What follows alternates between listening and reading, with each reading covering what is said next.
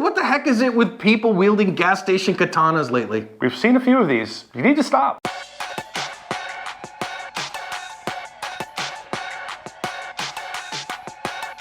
Hi everyone, welcome to today's bonus badge cam lesson here at Active Self Protection. I'm your host, John Correa. I'm your co-host, Mike Williver. Today's video comes to us from Phoenix, Arizona. Palm pepper spray has recently reformulated for even more effect when you bless the deserving with the hot sauce. Palm is what I use between a harsh word and a gun and encourage everyone to do likewise. This guy here walks up to a precinct house of the Phoenix PD with a gas station katana and starts attacking the fence right next to where they drive their personally owned vehicles in and come out with their patrol cruisers. And so he's stabbing and slashing at the fence, which causes several 911 calls to say this guy's crazy. Of course, a couple officers show up there that's right there at the precinct house and jump out to deal with this guy. They kind of ghost ride the whip there a little bit, and the passenger side officer then starts giving the guy commands. He won't drop the sword and ends up getting shot several times. We have it on badge cam as well. You're gonna see the officer, but there's no audio in any of it because they hadn't activated their badge cams. But you can see pretty clearly here as the guy then is not walking parallel to the officers, he starts coming towards him and he gets shot several times. He goes down, so the officer stops shooting. Now, a couple minutes later, I cut it for the sake of time, another guy shows up and jumps out and starts to address him, and they try to tell him to get away and he won't. Turns out that was the sword-wielding man's dad, who they ended up taking into custody for a short time as well, though he didn't face any charges. Our perp here ended up not making it and died of his injuries. Again, seriously, if we don't stop this stuff, there's gonna be like calls for gas station katana reform or something. Jeez. We must outlaw the assault katanas. So, Mike, I think these guys did a good job. At the end of the day, I think they did what they had to. We're gonna start with a little bit of a discussion here, though, because when they get out, he ends up ghost riding the whip there because he forgets to get it into park. Now, that's a mistake anybody can make, but driver officer and passenger officer need to talk as they're going to the call and make sure each one knows their responsibilities. And as the driver officer, your first responsibility is to secure the car. Yeah, putting it in park is job one. I actually thought after watching this, John, I think that's a concrete wall or a fence or something. You can let that thing go at this point. It's going to nudge into the wall and stop. I mean, I don't know if I would even want to bother getting back in. Any other position, yeah, of course, you don't want the thing to roll away, but it looks to me like that thing could have just rolled into that fence and stopped where it was. But whatever, he got it stopped.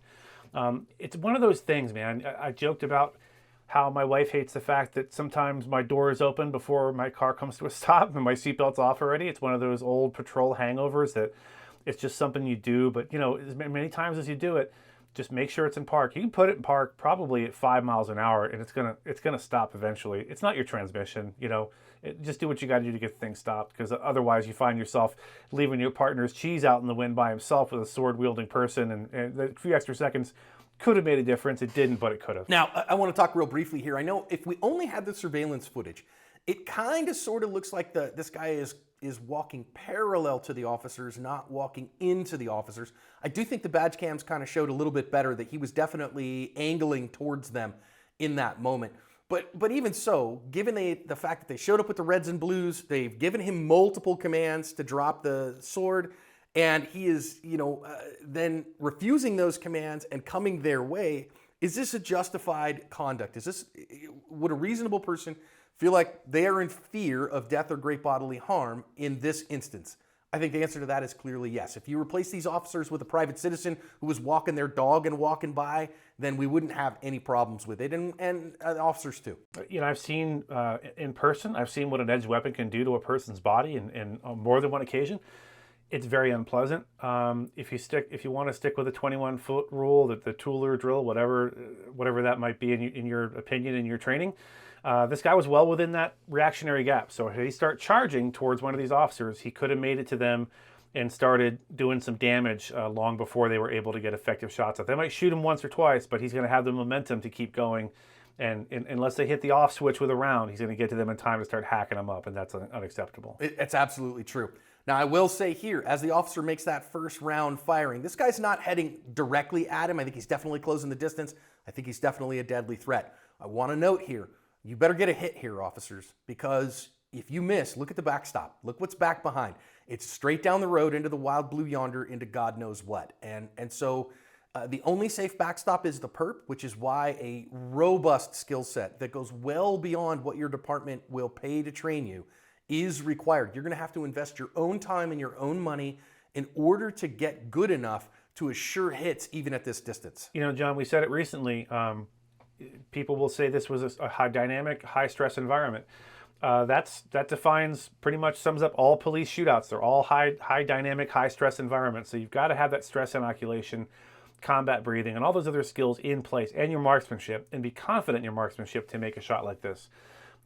You said earlier about the two different camera angles. I'm so glad we have the badge cam, because otherwise this would have looked a little suspect from just the surveillance video. So it's important to know that if you're seeing a thing on video, things look very different in person frequently. And this is one of those example of one of those cases. I completely agree. Now, I also really like that this officer stops here. So you saw him, he put several shots on the guy, and then as soon as he's down, because it's a sword, right? It's a gas station katana. It's not a gun, and it's away from him. So the fact that he's not mobile anymore means the threat is over. If the guy's got a gun on him still, maybe not. But, well, certainly not. But in this case, because he is down and the sword is away from him, that was entirely appropriate. And I think this officer definitely deserves kudos for being that in control that he knew when to stop. Let me digress for just a second, John. Recently we had a video where a guy was throwing rocks, big heavy rocks at the police. And a lot of our viewers commented, well, they could have gone about this differently, approached it differently. And that there's a possibility in this case they could have found a different approach and not force this issue. The thing is, I don't know that that's true. I don't know if there were people walking down the street, or there was passersby, or there was an immediate threat to the public to where they could have formulated a different plan. But officers, if you're watching this video, think about, if something like this happens in your jurisdiction, is there another way to approach it? I just wanted to get that out. As you said, John, I think at this point, the officer on the right could start circling around and do a whole 360 of this guy and check for any other weapons. And once you determine there's nothing obvious, around that he could use as a weapon, and he's still motionless, yeah, you can move in a little faster. I'm not going to be too hard on these officers, because, on this channel we preach all the time. You don't have to rush in the minute someone's down, because they might not be down. We've seen people reanimate all the time. But in the case of an edged weapon that's now well away from him, and the fact that you could, have a good look and make sure there's nothing else obvious around the guy, yeah, you could have moved in faster. So again, this is a good mental rep for the officers. Yeah, and so Dad shows up here now, right? And so a couple minutes have passed and they're still holding on this guy. When maybe, you talk it through a little bit and you say, okay, we're going to get that, the katana's away from him. I can see both of his hands. Let's move in and get him into custody so that we can start rendering help, right? And we want to do that if we can, because we want to preserve life to the maximum extent possible. And so, obviously then Dad shows up, and by his approach, you can tell that Dad is maybe expecting something like this or the like, which is sad, but it's the life of a parent with a child with mental illness, of severe mental illness, who has these kind of challenges. But maybe we could have gone in there a little bit sooner. Again, I don't want to be too critical in that, but officers, just think about that, right? Like, is it safe for me to do so? Is it prudent for me to do so? Can I maybe save life to do so? And if the answer to that is yes, then maybe you should go a little bit sooner, because if Dad sees you there rendering aid, maybe you end up not having to take Dad into custody, and he doesn't end up walking into the middle of a crime scene on you and doing any of those things. And you can just see from how kind of nonchalant Dad is here that, again, this is something that is not unexpected for him, because he's on his phone and probably, I would guess, texting his wife or something like that. And again, families do crazy, weird stuff. And so I would say, Mom, Dad, if you come across this kind of thing, you got a couple choices. Stay the heck out of it, or you should have your first aid kit on yourself too.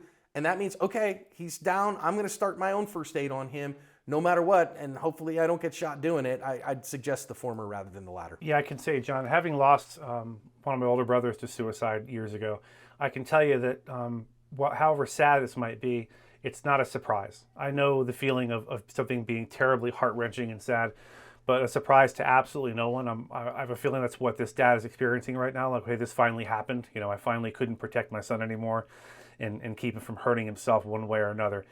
We deal with a lot of suicide by cop on this channel. I'm not sure if that's exactly what was in this young man's mind or not, but I'm sure there's someone watching. We get millions of viewers on these videos, John. I'm sure somebody out there watching is having thoughts. They're having thoughts of self-harm, of suicide. If you are, do yourself a favor, do your family a favor. I know it seems hopeless, but it's not. Get some help. Reach out. Call a friend, call a pastor, call a rabbi, call the suicide hotline, and try to get the help before this before this thing gets the better of you. I'll put a link in the description as well to resources for folks. And as a parent who has dealt with children in not dissimilar situations on multiple occasions, this kind of stuff is heartbreaking and it's terrible to see. So I'm really sorry he didn't make it. I think these officers did what they had to, and this is the unfortunate result.